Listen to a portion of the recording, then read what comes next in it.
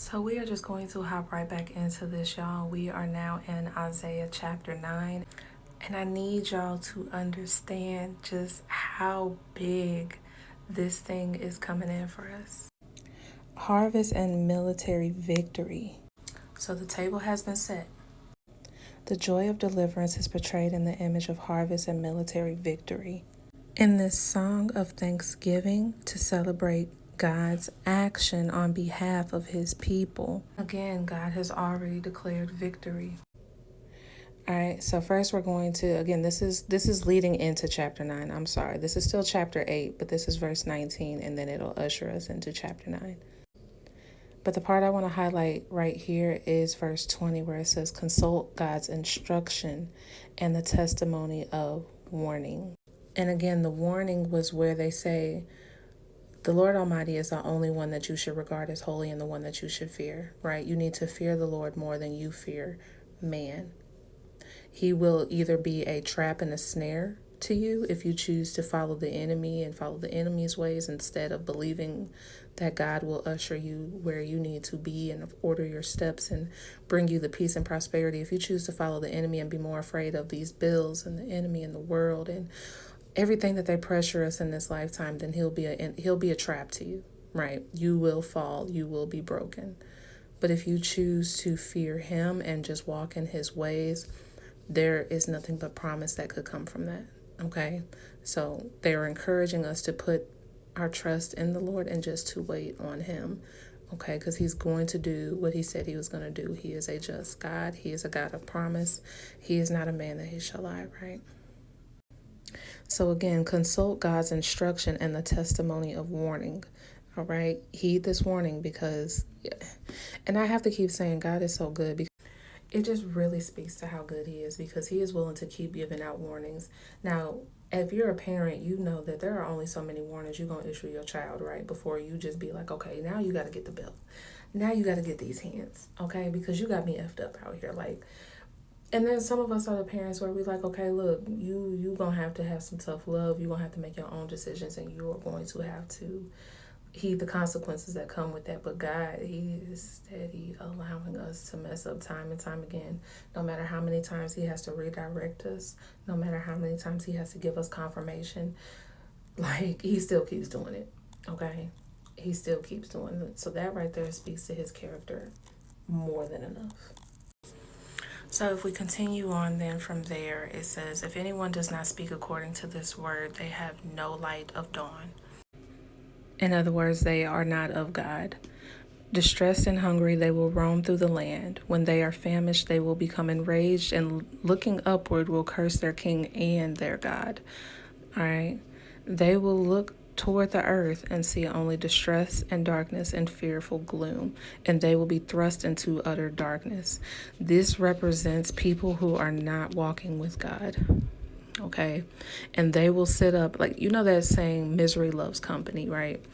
This is exactly what they're referring to. Misery loves company. So people who are not on the same journey with you, people who are not walking with God, they're going to be the ones to try to bring you back down into the darkness, okay? You know the devil don't want to see nobody happy. But this is what I was saying last Sunday when I had just got out of a church service and literally the pastor was saying, you can't listen to other folks out here. You cannot listen to other people who are not one with God. You cannot listen to your friends. You cannot listen to your family. You cannot listen to anyone who is not walking with you on this same path. You know what I'm saying? Because they don't get it. And they're going to be the ones to bring you back down and have you fall into the enemy's trap, which will then end up being God's snare anyway. So heed this warning, y'all. Be careful who you are putting yourself around, what you're exposing yourself to. I already put a word out saying that you have to be careful of the content that you are consuming, the food that you are consuming, like literally anything that does not keep you close to God. You have to exit it out because this promise that is coming, y'all, you can't afford to miss out on that. And again, I want to read this because at the end of my last video, it cut off. Now, again, this is a woman's study Bible. So just X out woman here. This applies to everybody. Every person has a choice regarding how they will respond to God's revelation, but each is responsible for the consequences of their choice. Without faith, no victory is possible. Now, like I already said, God has already declared victory, right? He's sent out his angels and he has gone out before you. He sent out his angels before him to fight this battle on your behalf, right? Clearing the way, taking out any obstacles, any enemies that might be trying to keep you from this blessing that he has coming in, right?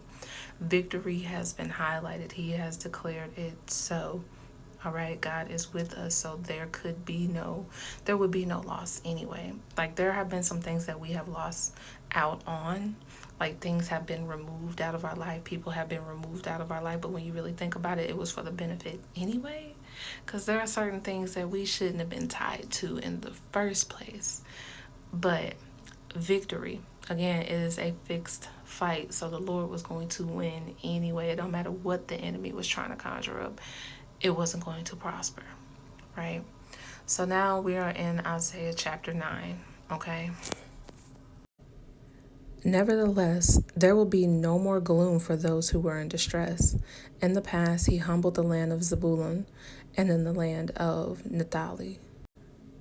But in the future, he will honor Galilee of the nations by way of the sea beyond the Jordan.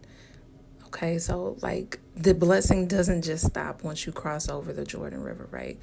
Once you get into the promised land, it's going to keep going, right? It's going to last. It's not, I told y'all, it's going to be permanent.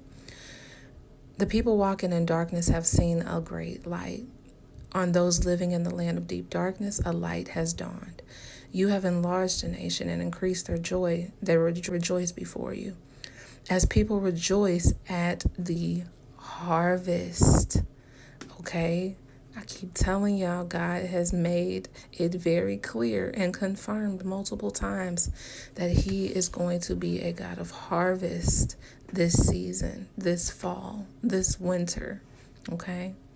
As people rejoice at the harvest, as warriors rejoice when dividing the plunder, okay? That wealth is coming in, y'all, that wealth transfer. The spoils of war, the victory. It is victory season. I don't know how many more times he can confirm this for us, but you know what? I ain't mad at it. Like, because sometimes we need that reminder. For as in the day of Midian's defeat, you have shattered the yoke that burdens them. You have shattered the yoke that burdens them. We cannot be unequally yoked out here, y'all. The bar across their shoulders and the rod of their oppressor. Every warrior's boots in battle and every garment rolled in blood will be destined for burning, will be fuel for the fire. Verse 6, for to us a child is born, to us a son is given, and the government will be on his shoulders, and he will be called Wonderful Counselor, Mighty God, Everlasting Father, Prince of Peace. Of the greatness of his government and peace, there will be no end. It will be forever. It will be permanent. The peace. The peace that is coming with this transfer is going to be like no other. And I keep saying that because I want y'all to get it. I want you to understand. Okay, because a lot of us have had sleepless nights.